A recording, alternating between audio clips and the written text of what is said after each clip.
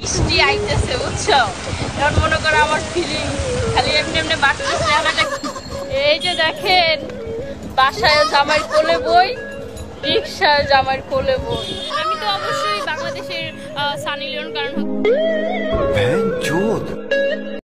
আমার একটা কথা কি জানেন, জীবনে বহুত মায়াকে ফুটকি মারতে হয়, যদিও তাদের পিছন মারলে অনেকটা মজা পাবো না, কিন্তু ভাই একটা জিনিস সত্য যে মনের আবেগটা আছে সেটা পরিপূর্ণভাবে আমার সুস্থ হয়ে যায়। এখন আবার তোমরা অনেকে বলতে পারো যে আমি এই খারাপ ভাষাগুলো কেন বলতে। যেই দেশে মা ছেলে একসাথে শুইতে পারে সেই দেশে আমি যদি এই কথা বলি তাতে খারাপ কি?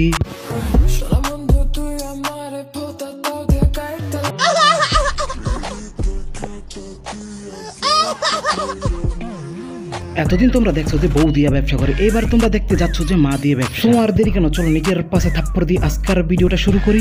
গাইস আসসালামু আলাইকুম, তো বলো কেমন আছো তোমরা? সো গাইস বিষয়টা যেহেতু মা ছেলেকে নিয়ে, তাহলে তো এই ভিডিওতে একটু নাড়াচাড়া দেওয়াই যায়, কেননা দিস ইজ বাংলাদেশ।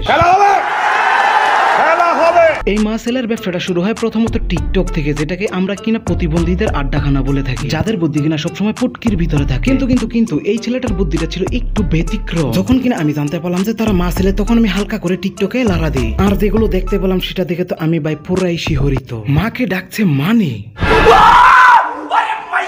এইটা একটা ভাই অসাধারণ অভিজ্ঞতা আর অসাধারণ দক্ষতা। এই দক্ষতা তোমাদের আছে কিনা আমি জানি না। মেনে নিলাম যে মাকে নিয়েও কন্টেন্ট তৈরি করা যায়, কিন্তু ভাই এইটা ভাই কোন ধরনের কন্টেন্ট? প্রতিটা প্রবাসীর বউদের জীবনের শেষ পাতায় লেখা থাকবে, শখের বয়সে না ছিল টাকা আর না ছিল স্বামীর সাথে ভাগ্য করে থাকা। তাই বলে নিজের ছেলের সাথে এতই যদি আপনার শাওয়ারের ভিতর কারেন্ট থাকে, তাহলে অন্য ছেলেদের সাথে শুইতে। এর মানে হলো আপনার বোধার ভিতর এত রস হয়েছে যে রস হারানোর জন্য আপনি টিকটকে এসে এগুলো করতেছেন।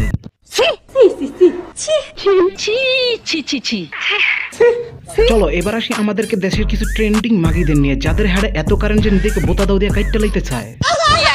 বুঝছো, এখন মনে করো আমার ফিলিং খালি এমনি এমনি বাড়তেছে। এখন একটা গান শোনাই তোমার, শোনো ঠিক আছে ঠিক আছে।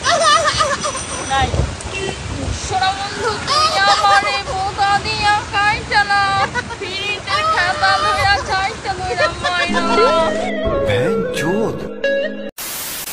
This video sponsor by ZWin77। তুমি চাইলে এই অ্যাপ থেকে গেম খেলে টাকা উপার্জন করতে পারো। এর জন্য তোমাকে কি করতে হবে, পিনে থাকা কমেন্ট বক্স থেকে অবশ্যই তোমাকে রেজিস্ট্রেশন করে নিতে হবে। আর হ্যাঁ, তোমাদেরকে বলে তুমি তোমার নাম্বার পাসওয়ার্ড দিয়ে যখন রেজিস্ট্রেশন করবে, অবশ্যই কিন্তু নাম্বার আর পাসওয়ার্ডটা সবসময় মনে রাখবে। এটা হচ্ছে সবার জন্য কার্যকর। আমি পার্সোনাল ভাবে মনে করি যে এই অ্যাপ অন্যান্য অ্যাপ থেকে আলাদা, কেননা এই অ্যাপে প্রতিদিন তোমার সাইনিং বোনাস দেওয়া হয় ফ্রি। তুমি যদি এখন কমেন্টে থাকা পিন থেকে ডাউনলোড করে রেজিস্ট্রেশন করো, অবশ্যই কিন্তু তুমি সাথে সাথে পেয়ে যাবে 517 টাকা পর্যন্ত সাইনিং বোনাস। এই বোনাস নিতে কোনো তোমার ডিপোজিটের প্রয়োজন হবে না, তুমি অনায়াসে ফ্রিতে এই লগইন বোনাসটা নিতে পারবে। মোটামুটি ভাবে তুমি বলতে পারো যে এই গেম খেলতে বেশি টাকা লাগে না, আর তুমি যদি চাও তাহলে ফ্রিতে গেম খেলতে পারবে। তো আর দেরি কেন, লিংকে থাকা কমেন্ট বক্স থেকে অবশ্যই রেজিস্ট্রেশন করে নাও আর নিজে উপার্জন করা শুরু করো।